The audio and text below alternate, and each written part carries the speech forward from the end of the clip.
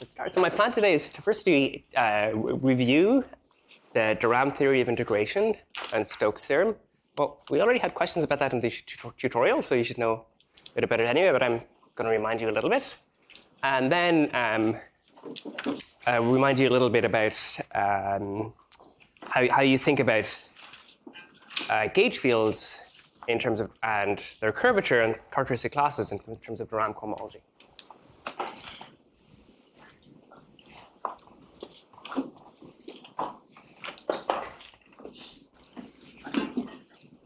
So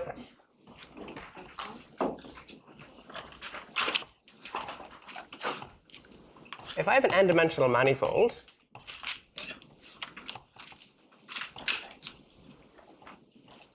then locally, and I have an n-form, omega looks like f of x dx1 wedge dxn.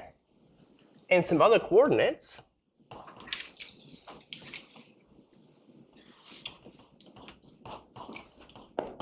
say x tilde, omega will look like the Jacobian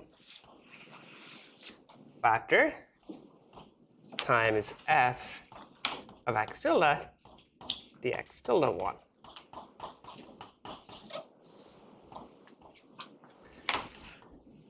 So this Jacobian factor is equal to the determinant of del x tilde I del xi.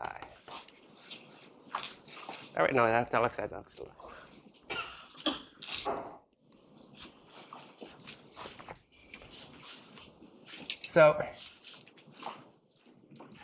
So as we were saying at the end of last time, we know that when we do a change of coordinates in integration, we pick up a factor of the absolute value of the Jacobian.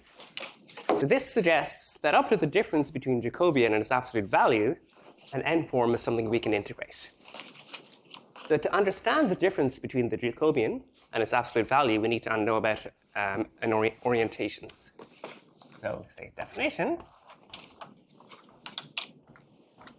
An orientation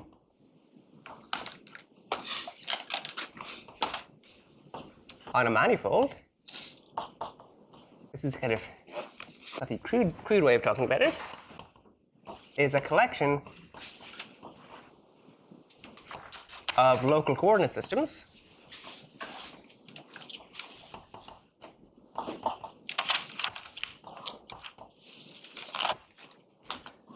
so that the determinant of the Jacobian is positive when we change from one coordinate to another.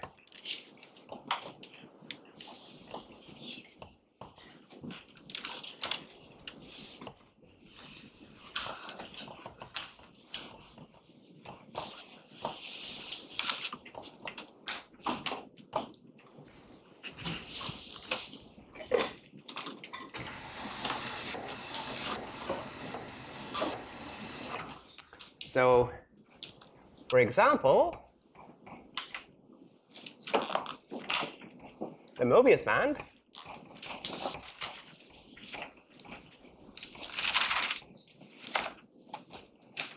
can I even draw the Mobius band? Let's see. Does not admit an orientation.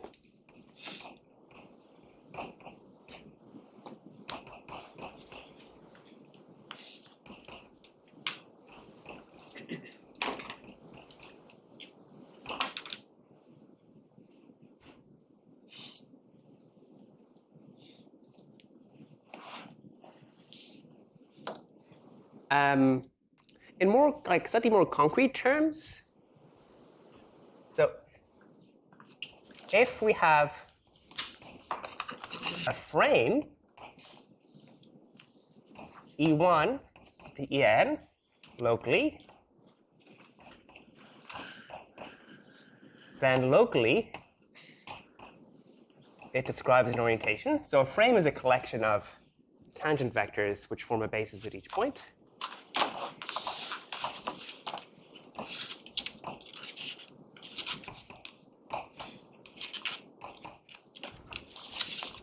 If I have another frame, Fi is A I J E I is another frame.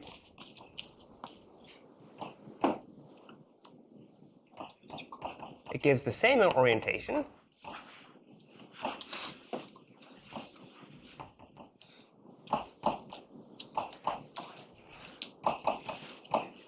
If the determinant of A is positive. So in particular, so we notice the ordering of these vectors is crucial, right? Because if I change the ordering, then I'm going to change this matrix by permuting some of the columns. That will change the sign of the determinant. So if, for example, in dimension 2, the frames E1, E2, and E2, E1 give opposite orientations.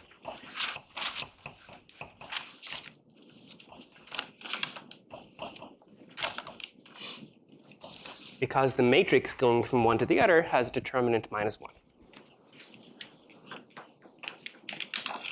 So similarly, in any dimensions, if I change the order, I pick up the sign, which is the determinant of the permutation matrix.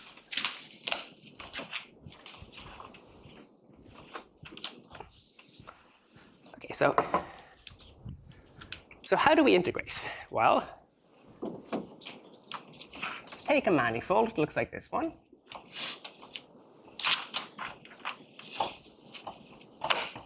So let M be an oriented manifold of dimension n.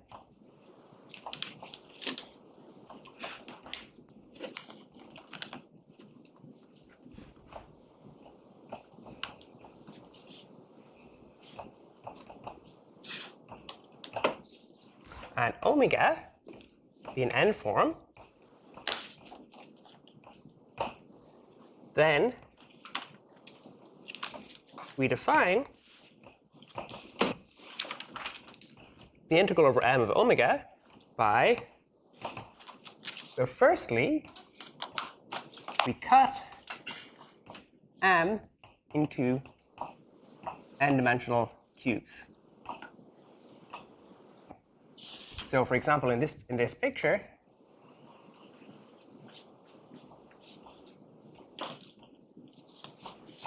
I'm going to cut my surface into squares like that.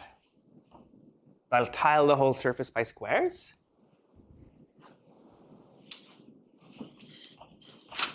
On each cube, we choose coordinates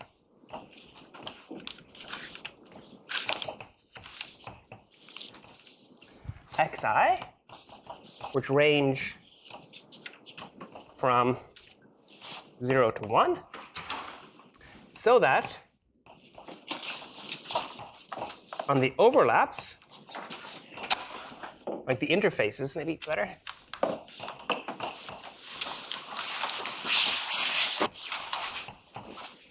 between the cubes, the determinant of the Jacobian for the change of coordinates is positive.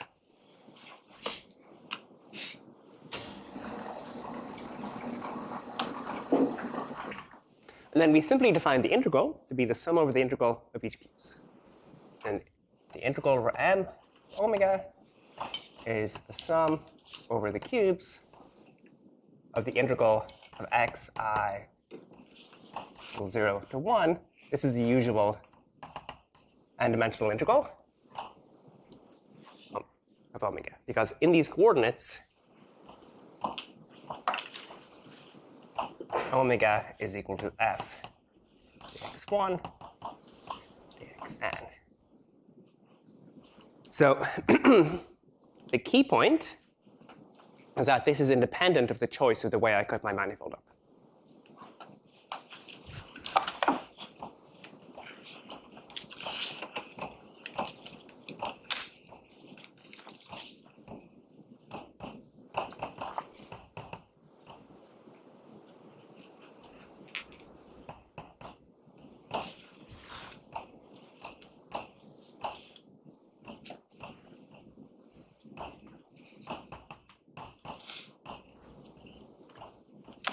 Okay, any questions?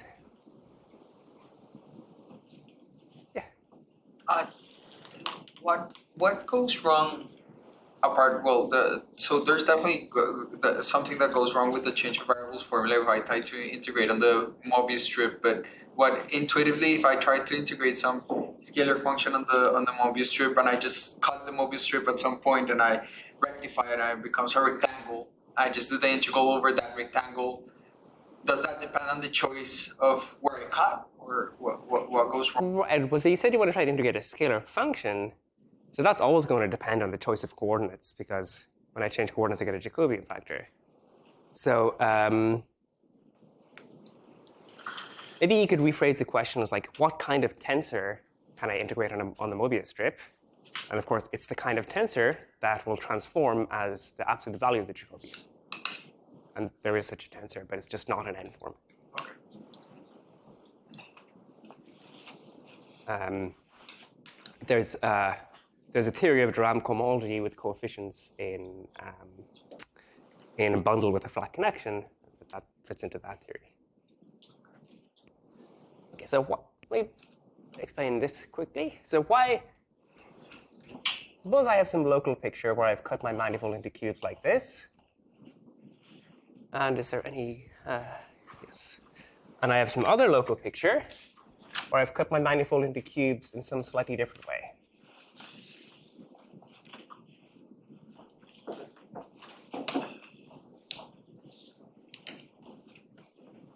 Okay.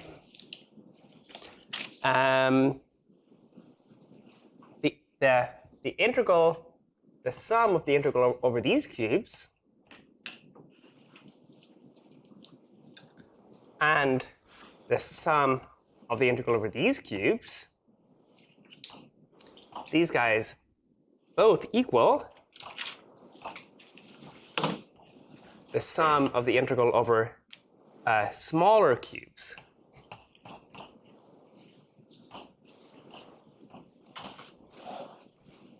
Which are the ones which fit in both the white and pink regions. So in other words, I take my cubes to have walls given by both the white lines and the pink ones. And then I get these kind of smaller areas. And I can integrate over those instead. And since for each cube, the answer doesn't depend on the coordinates,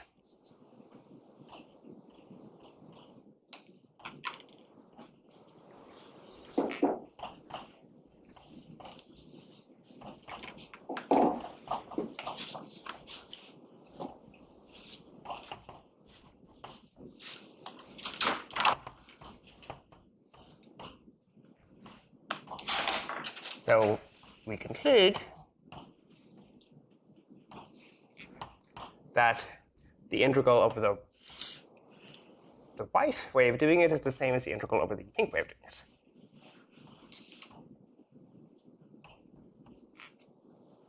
Okay, seem plausible? I just wanted to sketch the idea. And the key point is that in each cube, it doesn't depend on the coordinates. So I take, say, this cube. I get it's the sum of those regions. And those regions, I can use the pink coordinates, and then I can rearrange the sum, so I get the sum over the pink cubes instead. Is this analogous to in analysis when you partition your interval? It doesn't matter how you Yes, partition it. exactly. Yes, absolutely. Yes. It's the same, exactly like that.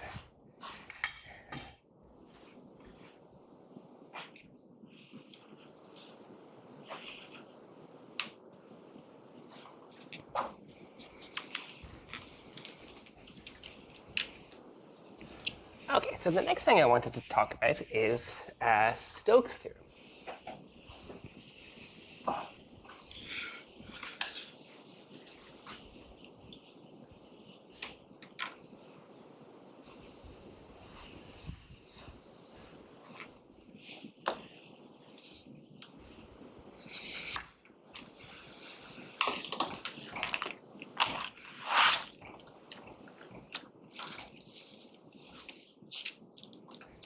So if M is an oriented n-dimensional manifold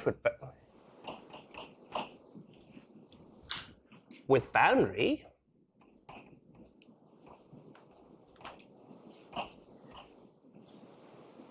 that means there's a picture of such a thing. With boundary means there's a region where it looks like where one of the coordinates takes values on the half-line. This means some coordinate patches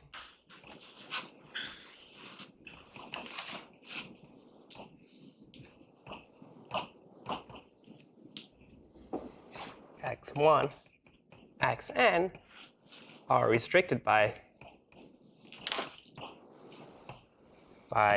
say x1 being non-negative.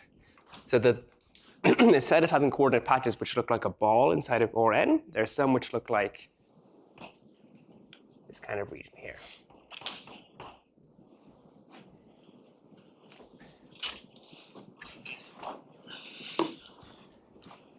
Then if I have omega, which is an n-1 form, then the integral over m of d omega is equal to the integral over the boundary of m of the pullback of omega, where I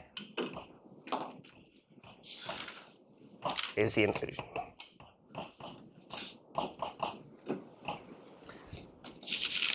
So people should be familiar with this from multivariable calculus.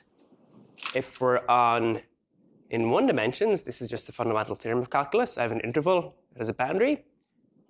If I'm in 2 dimensions or 3 dimensions, people give them different names. I forget, Wien's theorem on the plane or whatever.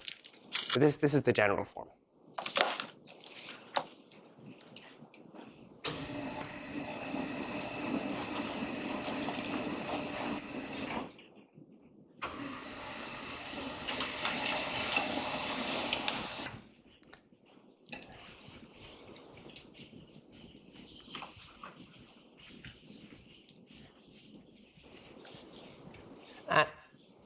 It actually turned out not to be hard to prove at all, actually.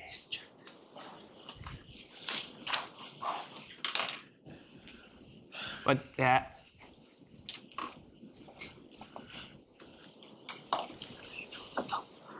to understand the statement, we need to know the integral over m is defined once I've chosen an orientation on m.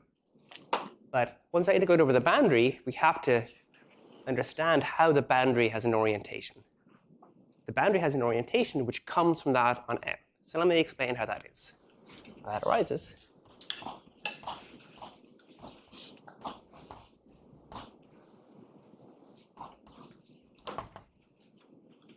Well, so on the boundary, there's some little region in the boundary. We can choose a frame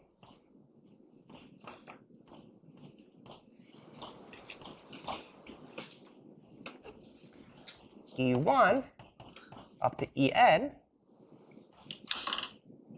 near the boundary.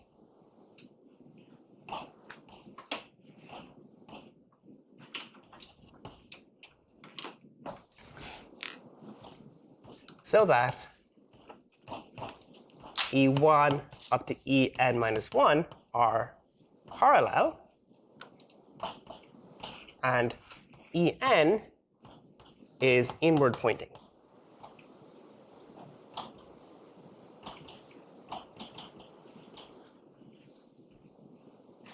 So in dimension 2,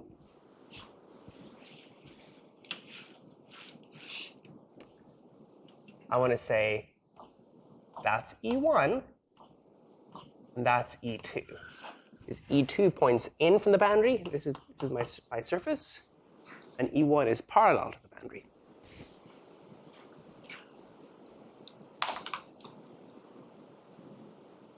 So if this is an oriented frame, a frame compatible with the orientation on the manifold, then this one will be a frame on the boundary.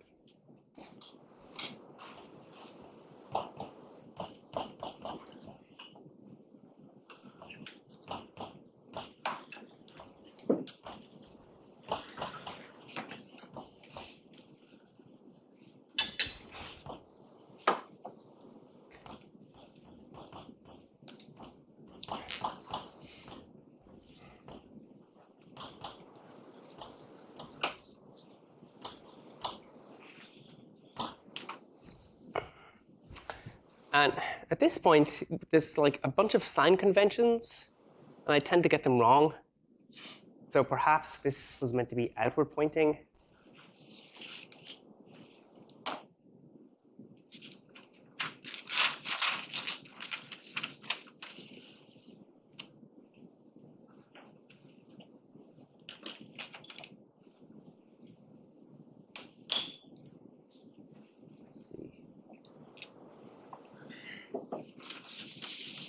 Yeah. Let me just say that there's some annoying signs that we can correct later.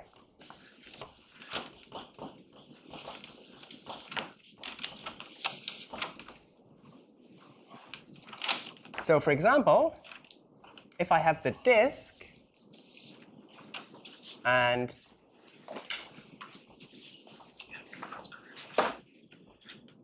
so in 2 dimensions, to give an orientation is to tell you which way do I rotate. Do I rotate clockwise or anti-clockwise? It's a choice like that.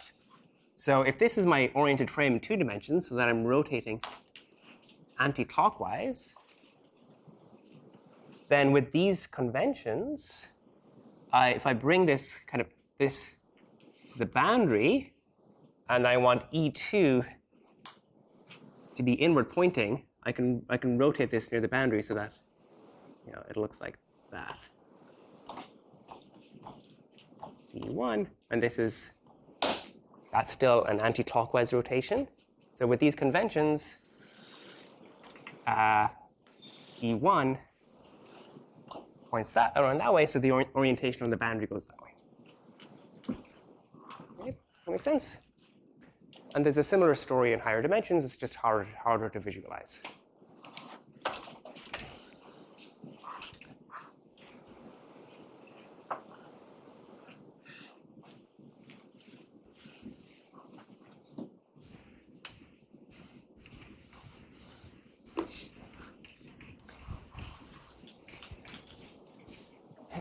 So I know we want to get on to the actual topic of the course. Just thought it was important to understand this material properly first. So now, what's the proof of Stokes' theorem?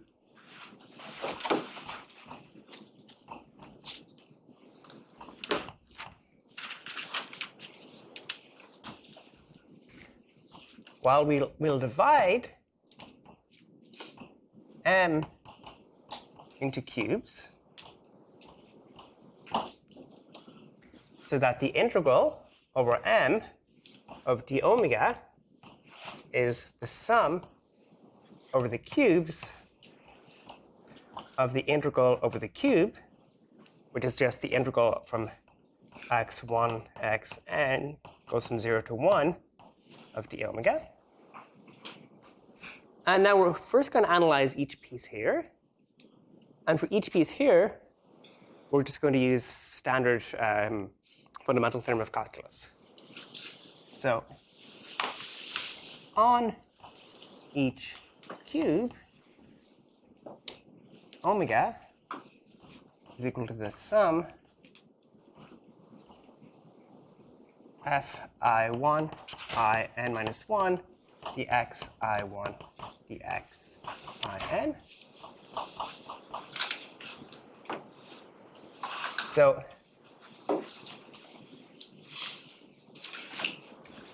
d omega is equal to the sum df I1 In dxj wedge dx I1 wedge dxin.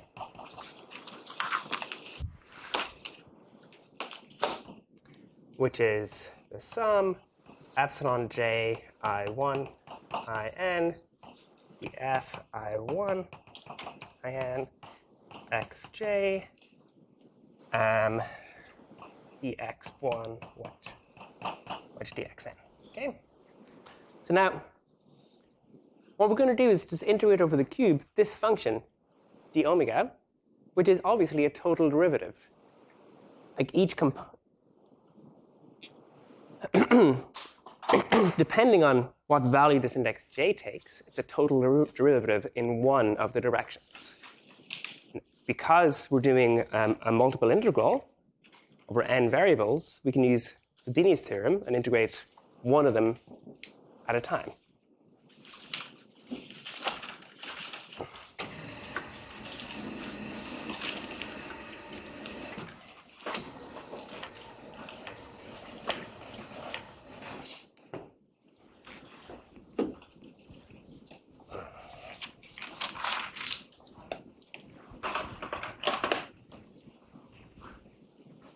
So let's see how we do that. So I'm going to fix my cube again. I'm going to do the integral from x1, xn, going from 0 to 1, of that expression. Epsilon j I1, in. Epsilon is the alternating symbol. The f I1. Sorry, that should be n. That index should be n minus 1 there. Sorry.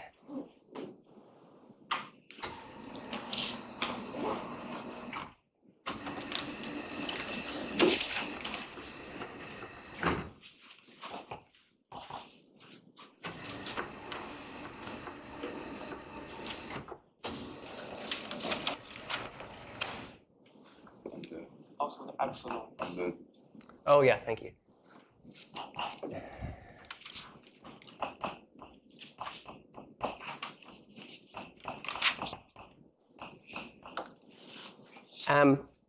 So how do I do this? I just integrate over the xj variable.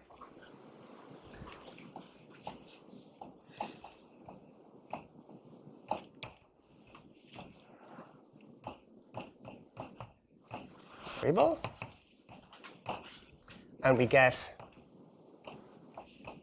the sum over j of the integral of epsilon j I1 in minus 1 f I1 in minus 1. And I'm going to integrate over xi is not equal xi, where I is not equal to j. And there's two contributions. xj is equal to 1 minus the same thing. xj is equal to 0. So all I've done is use the fundamental theorem of calculus applied to that total derivative. And now let's look at this apparently complicated formula and draw a picture. Here's my cube.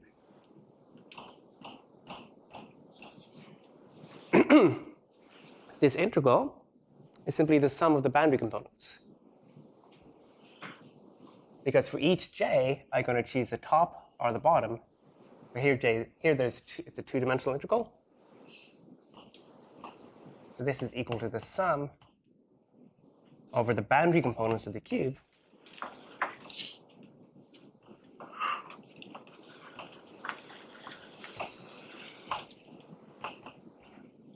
of the integral of omega restricted to the boundary. Okay. So we're almost done. So, any questions? We're going pretty fast. It's material. So the only thing left to do is to say, what happens if we have a complicated manifold and I'd have to do this thing on each cube? Well, the fun thing is, if I have an interesting manifold, every boundary of the cube appears twice, one from that side and one from the other side. And the contributions just cancel. Except for those which live Let me leave that up there and erase this on the boundary of the manifold itself.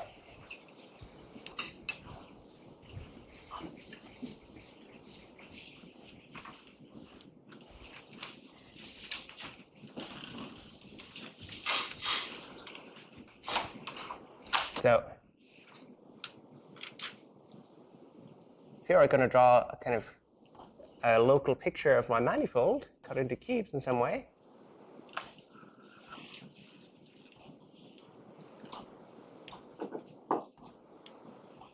So if I do the sum over the cubes of the integral of d omega, we get a sum of contributions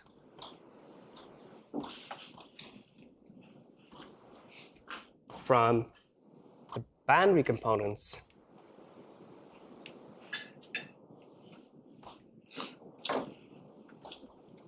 of each cube of the integral of omega. Now the key point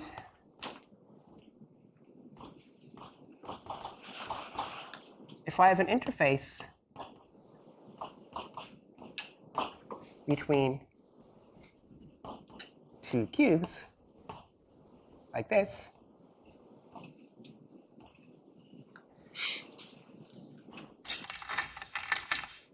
this interface here in blue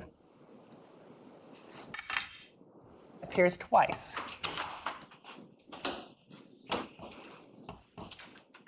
With opposite sign.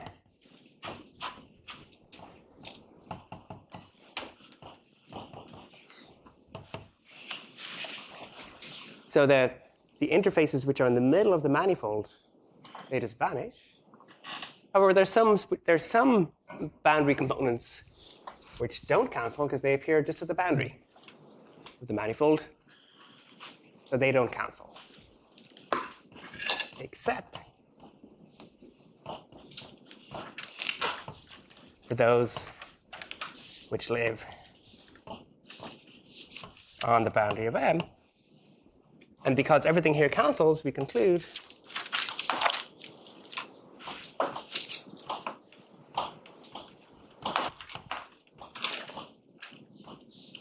okay.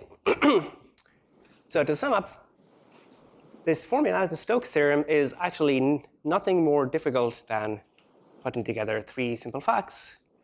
Integrals transform under the with the Jacobian factor. Well, two facts, really, and also the fundamental theorem of calculus. OK, any questions?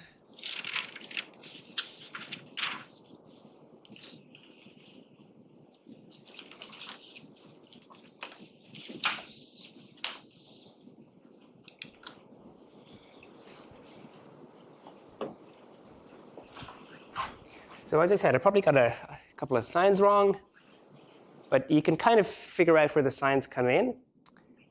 What you have to do is think carefully about the cubes which touch the boundary and what sign do I get for the integral of the faces of that cube which live on the boundary.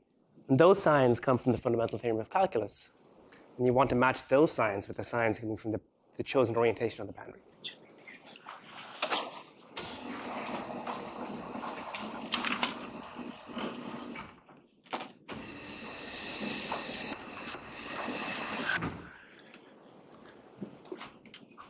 So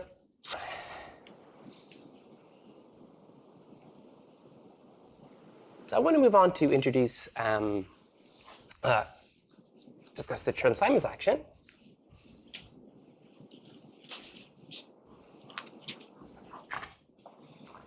So M is a manifold.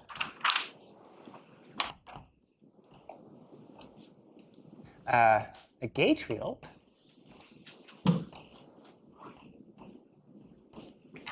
locally on M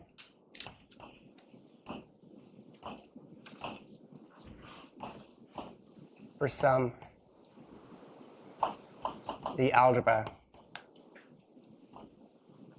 B is an expression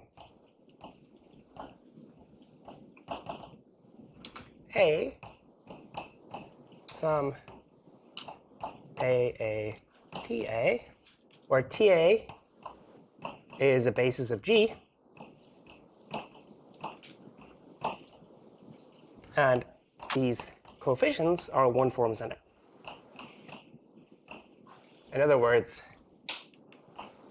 A is a one form on M, tensor G. So there's a word of caution. So there's a phenomenon which I won't have time to discuss today, is that not all gauge fields can have such a global expression like this. They only have an expression like this locally, and they're glued together by gauge transformations. So examples are Dirac's magnetic monopole is something which is not, there's a Yang-Mills field strength, but the actual Yang-Mills field can only be defined locally. But okay, we'll discuss that in detail another day.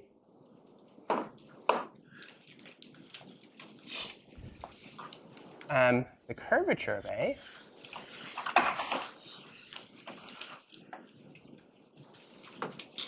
is defined to be, well, this is a two form on M, valued in G.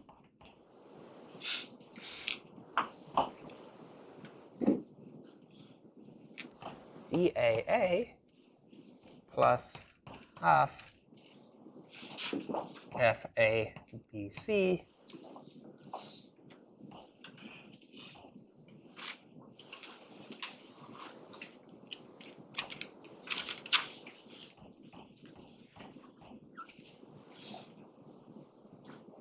like that, where FABC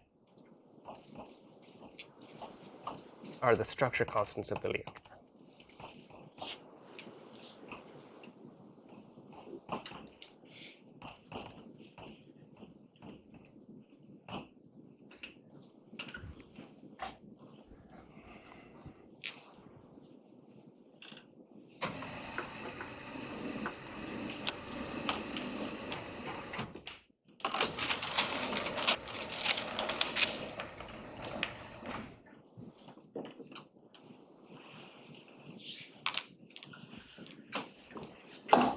So I mentioned that there was an issue with with defining the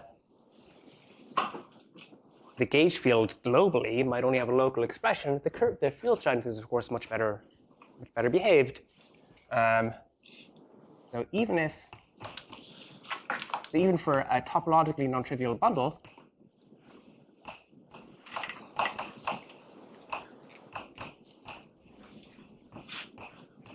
this field strength makes sense. Makes sense.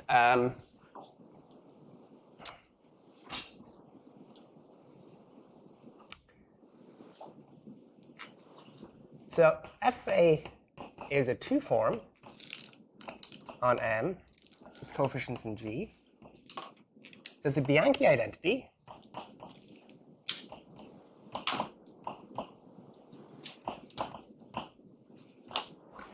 tells us the following, that D of f of A plus f of A, B, C, A, B wedge f of A, C is equal to 0. So this is the covariant derivative with respect to this connection. And it's not hard to check. You look at the formula, you use the Jacobi identity, the fact that a Ram operator squares to 0, and you can deduce this equation very quickly.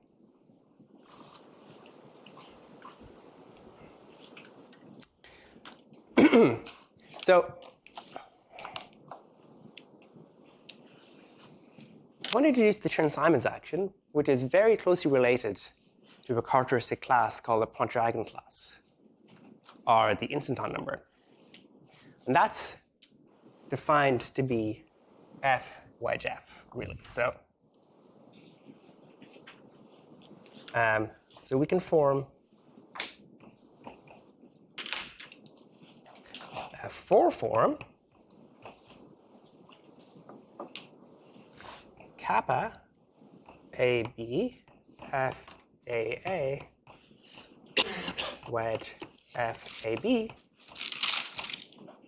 where kappa is a killing form.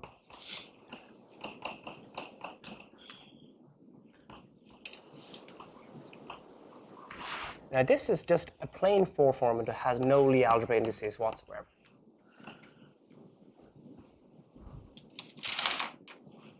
Okay, any questions?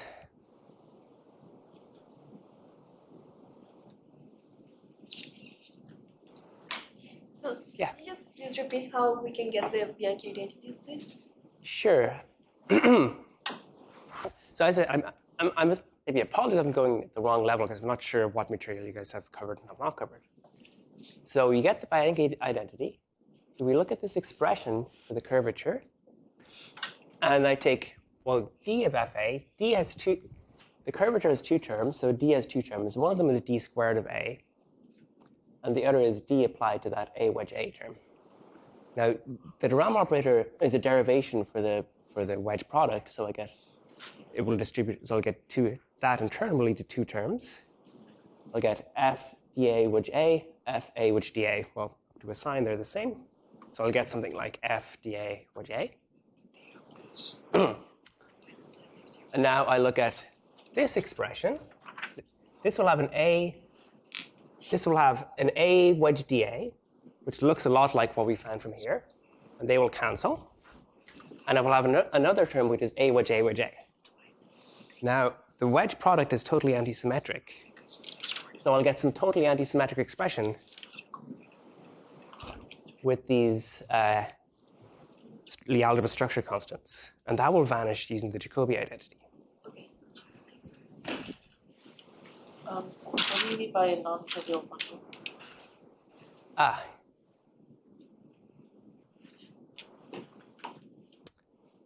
Okay, so why don't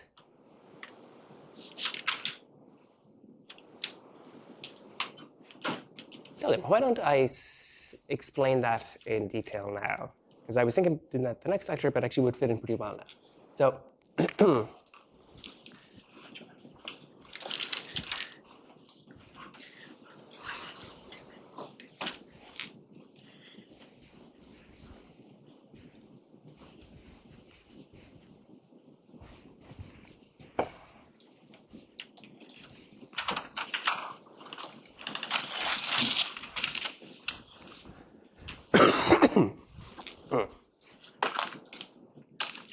well, so the first thing to understand is how gauge transformations act, which you should have seen before, but maybe using different notation. So if I have some x, which is a map from my manifold to the group, so if you like, let's be concrete and take the group to be SUN, and the Lie algebra to be little SUN. And if I have a 1 form, tensor G,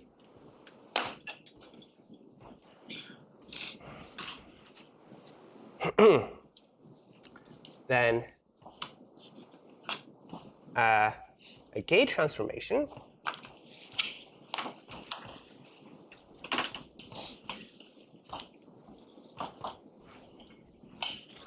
sends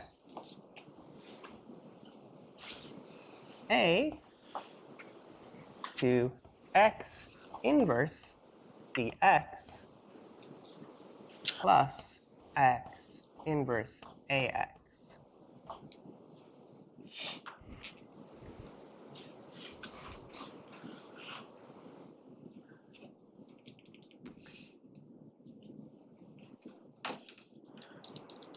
So let's try and make this more concrete.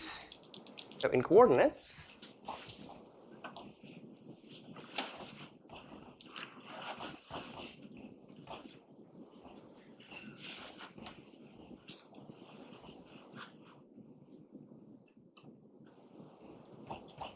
dxi times t a times aia. So for TA, These are just n by n Hermitian matrices, trace-free. So an x is a function of the xi which lives in the group SUN. So this is a matrix, it's a unitary matrix with determinant 1. So x inverse dx is simply the sum of x inverse times d by dxi x dxi. This expression here, for any unitary matrix x, if I differentiate it, take it multiplied by its inverse, I'll get a Hermitian matrix. This expression is in the Lie algebra SUN. So this is the form we need to get a gauge field. Does that make sense?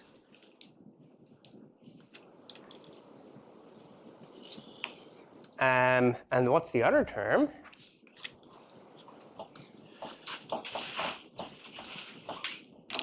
Is the sum of dxi. Let me write this. So let me write this slightly differently. I hope it's okay. I'll call this mi. Where mi is a Hermitian matrix. So this is like a collection of n Hermitian matrices. That's what a gauge field looks like. X inverse ax is, I just conjugate the mi's by this unitary matrix. Okay, so this is what so we should have seen before in a quantum field theory class. In this notation, this is what a gauge transformation looks like.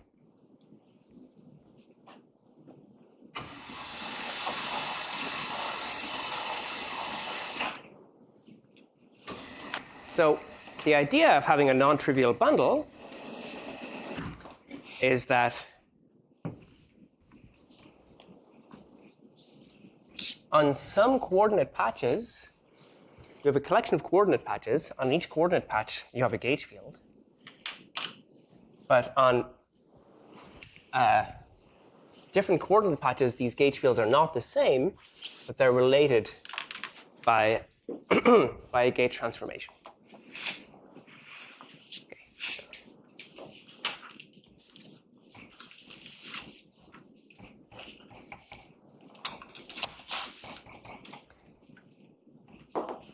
So I'll give you an example in a minute.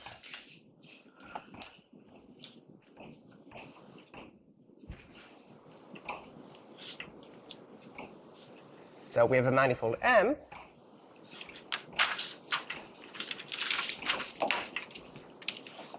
And UI, some coordinate patches.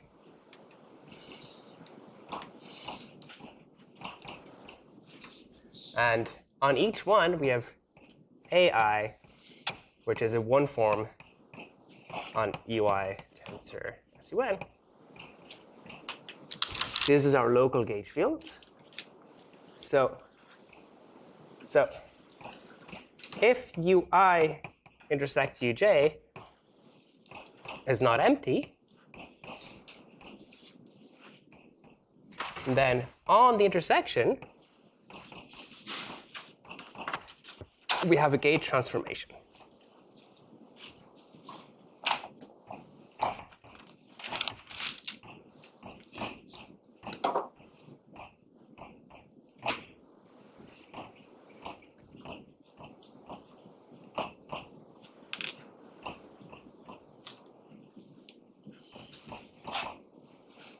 I'll call it Xij. And what you wanted to do is transform the gauge field AI on patch I to the gauge field AJ on patch J.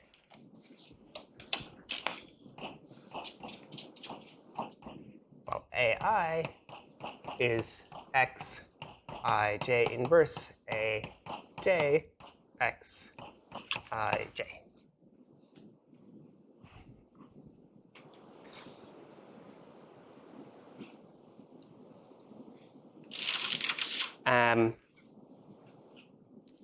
So you might think that's all you need, but then if you think a little harder, you'll realize that if I have 3 coordinate patches which intersect, I might have 2 different ways of getting a gauge transformation from one to the other. And that's too much. You want those to be the same. So if ui, uj, uk intersect,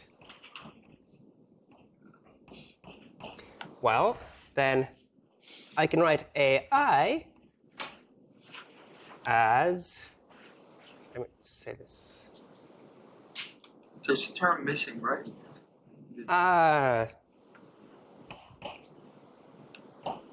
Sorry.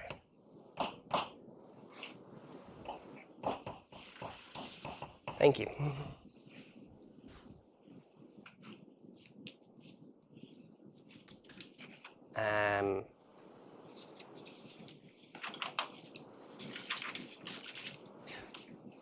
I hope it's not going to mess up your notes. I want to switch this a little bit. I want to make this a gauge transformation going, which takes I and spits out j rather than the other way around.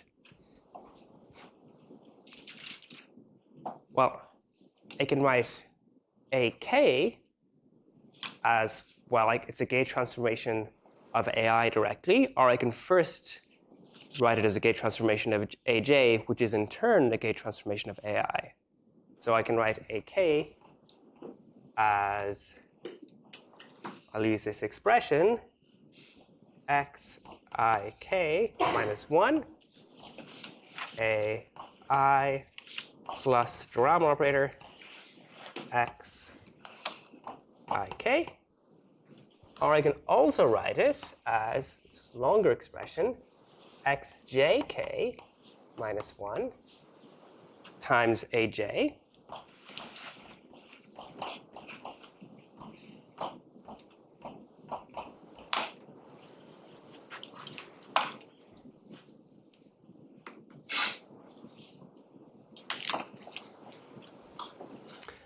And, well, aj itself can be written in terms of AI. So if you know how gauge transformations compose, we'll get xjk minus 1, xij minus 1, aic, xij, xjk. So in other words, AK is written as a gauge transformation of AJ, which is itself a gauge transformation of AI. So AK is the composed gauge transformation of AI. So we get these 2 ways of writing AK in terms of a gauge transformation of AI, and they have to be the same.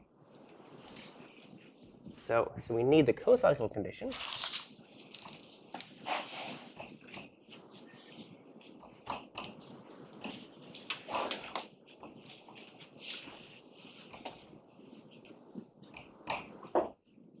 Is that xik is xij, xjk.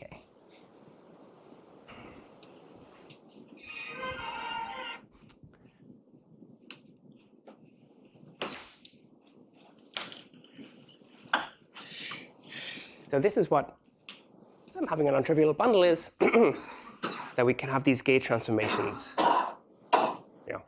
We will typically not be able to find a global expression for A.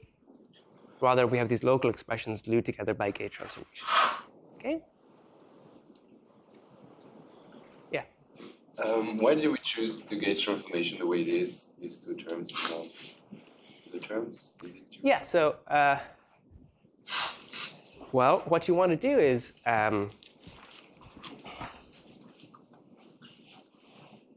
the fundamental thing is really not this A that I've written. The fundamental thing is the covariant derivative. So the covariant derivative associated to A is equal to the usual derivative in some direction I, xi plus ai ata. So this is an expression which acts on a field. Say we're in the case of SUN, I have an n-component field this is an n by n matrix, this is an expression which will act on an n-component field by differentiating and hitting it with this matrix. So this acts on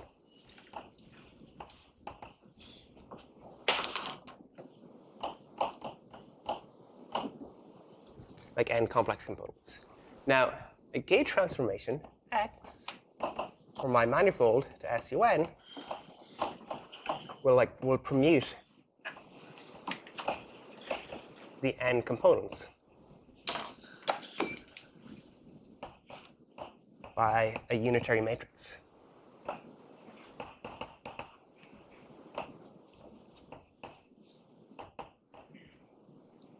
Now, if I take A and I apply a gauge transformation, so if A, I'll call like this, is equal to A after the gauge transformation,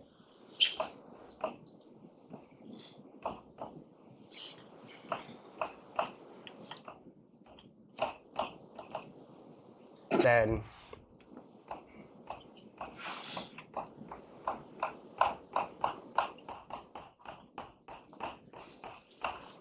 you have this formula. So the covariant derivative after the gauge transformation is the same as conjugating the original gauge transformation by just this matrix which permutes the fields.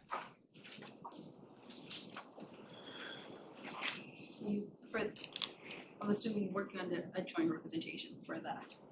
No, this works in this works in this. The fields live in, say, the vector representation of SUN, and this is a matrix.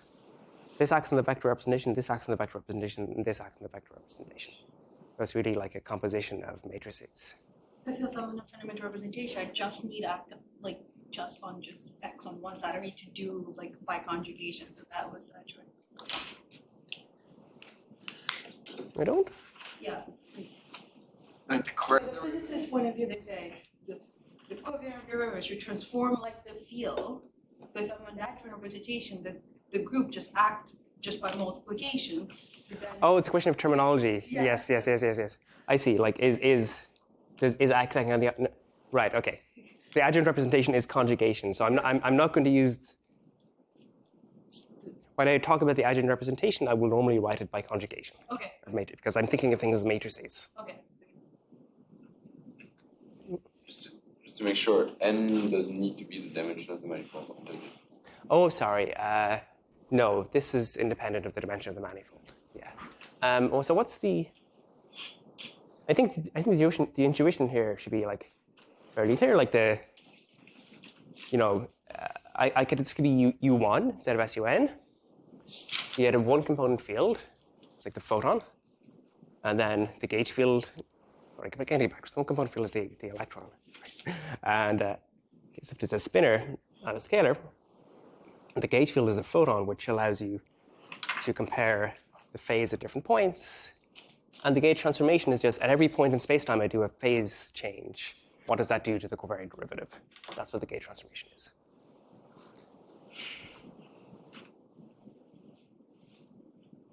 Yeah. Does this works only for finite dimensional groups, or can we do it? I mean, can we do for infinite? You can do it for infinite dimensional groups, and it really happens in nature. Suppose we're doing Kaluza-Klein reduction, then the gauge field downstairs will also depend on the extra spacetime coordinates. So it will look like an infinite dimensional group, a group of loops or something like that.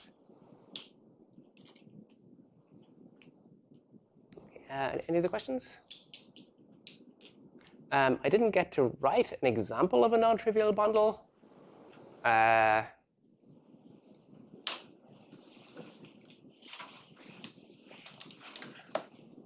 don't think I have time, but it's not hard to do it on the two-sphere. We can do it tomorrow.